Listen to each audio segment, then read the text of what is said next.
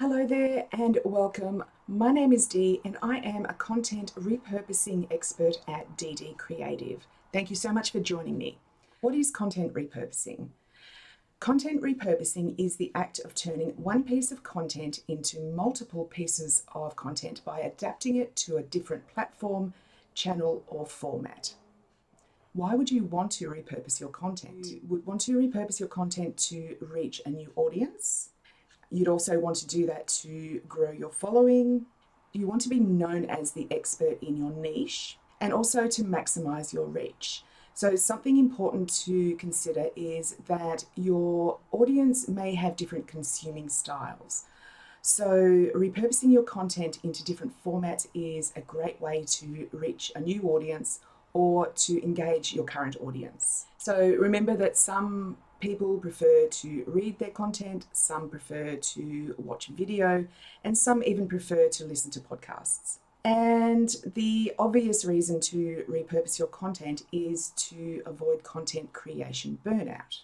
When you repurpose your content, you will avoid running out of ideas, and also you'll find you'll have plenty of content to add to your calendar. So what sorts of content can you repurpose? You can repurpose any kind of content that is considered evergreen or current. You can also consider repurposing content that has done really well in the past and just maybe needs a refresh.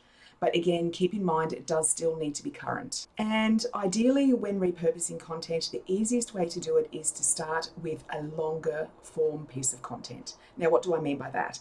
A long form piece of content is in the form of a video, podcast episode, or a blog post. Your video, for example, would need to be at least 10 minutes long to get the most out of that video to repurpose it. Your podcast episode would need to be similar length as well. And your blog post would need to be, I would say, at least 1,000 words long. So for the purpose of today's training, I'm going to show you how to repurpose video. Hopefully you can see that. So when it comes to repurposing video, basically you want to start with something that is long form, obviously. That can come in the form of a webinar, an online training, a conference, or even a live event. Now remember that your video does need to be at least 10 minutes long so that you can get the most bang for your buck. So the first thing you're going to want to do with your video is to transcribe it. So how do you transcribe your video? If your video has been uploaded to YouTube, it's easy enough to do there. You just need to scroll down to the bottom of the description of that video and you'll see a section there where you can transcribe it. It will show up on the right-hand side of that video.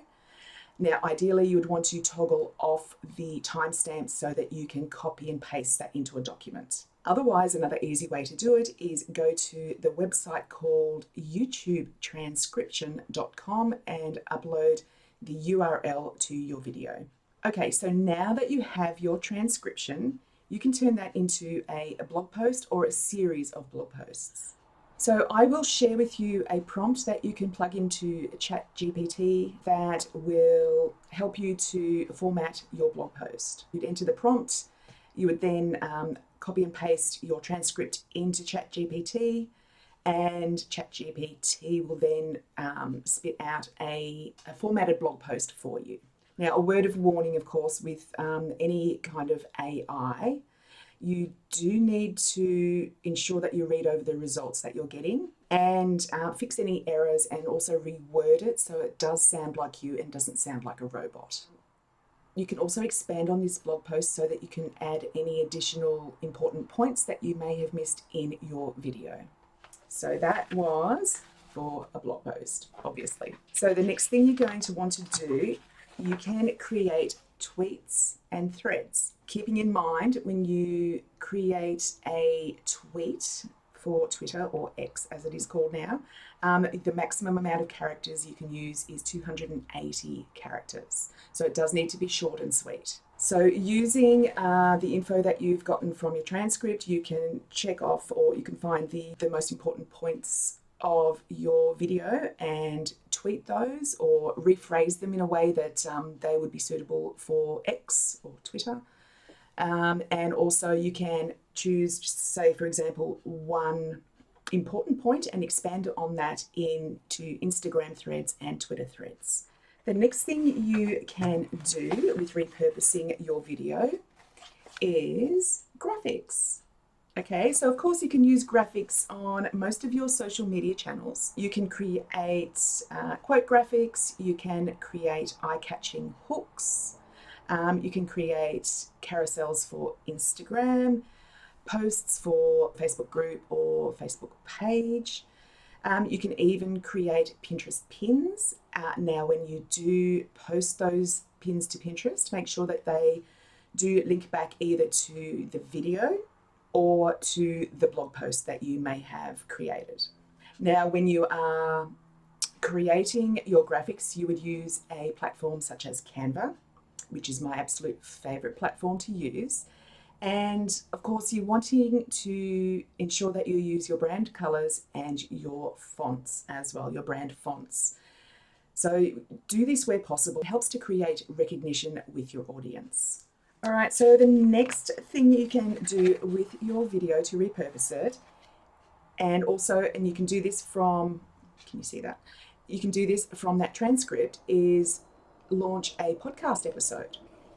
Extract the audio from your video. There is a number of platforms and programs out there that will extract the audio. All you would need to do is upload it to your podcast platform. Okay, so moving on, the next thing we will be doing is creating smaller snippets of video which you can use on Reels, Shorts and TikToks. In this aspect, you need to ensure that the videos are vertical and not horizontal, and there are a number of platforms or programs that can do that for you. One is called Opus Clip, and there is another one called Descript, and there are quite a few others as well. They are two that I have actually used myself, and they're quite good. You can also do this now in Canva. Now, once you have your videos, your TikToks, Reels and Shorts created, you can then schedule your content. Okay, so you don't want to be putting all of your content out at the same time, on the same day, or in the same week. Schedule it out over multiple days or even multiple weeks. Obviously, you'd want to be using a very good scheduler for this, depending on the platform or the social media platform that you're wanting to schedule your content to. I like to use Tailwind for Pinterest and Instagram. If you're wanting to use Twitter, you can actually schedule your content through the Twitter post as well. And of course, there are other platforms, other scheduling tools that you might prefer to use. So like I said, make sure that you do space that content out over a few days or a few weeks so that your audience is not bombarded with the same information. Okay, so I hope you found that helpful. Let me know in the comments below if you did find this helpful. And these are just a few of the ideas that you can do when it comes to repurposing your content. There are countless ways in which to do it, but of course, the number one reason you would want to be repurposing your content is to get more bang for your buck. You create a video, for example, you've put a lot of work into that video. You've planned it, you've recorded it, you've edited it, you've uploaded it. Why leave it there? You need to expand on it and make the most out of that video. So if you do have any questions at all, please let me know in the comments below, and please follow along for more tips just like this one. Thanks so much for joining me.